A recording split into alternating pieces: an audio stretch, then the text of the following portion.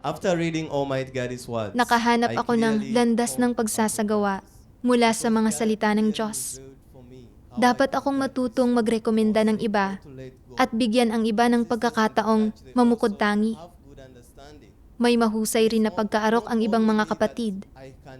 Hindi lang ako ang makakapagbahagi ng may liwanag.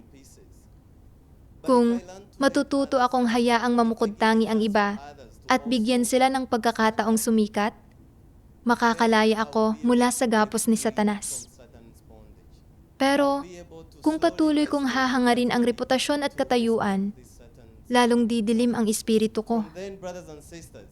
Mula noon, nagsimula akong magbigay ng mga pagkakataon sa ibang mga kapatid.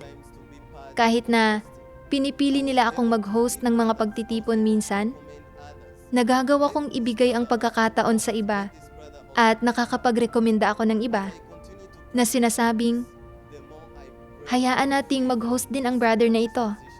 Hayaan nating makibahagi rin ang brother na iyon.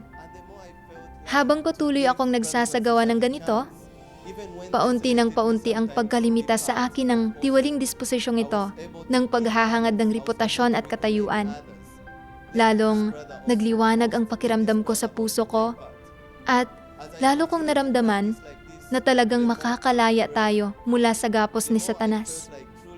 Kapag isinasagawa natin ang katotohanan, makakaramdam tayo ng liberasyon at paglaya sa ating puso.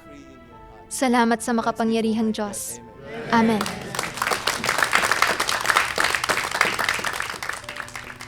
Tinanggap ni Ian ang paghatol at pagkastigo ng mga salita ng Diyos at nagsimula siyang magsagawa alinsunod sa mga salita ng Diyos. Unti-unti, nakalaya siya mula sa gapos ng reputasyon at katayuan at namuhay ng may kalayaan at liberasyon. Naramdaman niya na napakapraktikal ng gawain ng Diyos ng paghatol at pagdadalisay sa tao.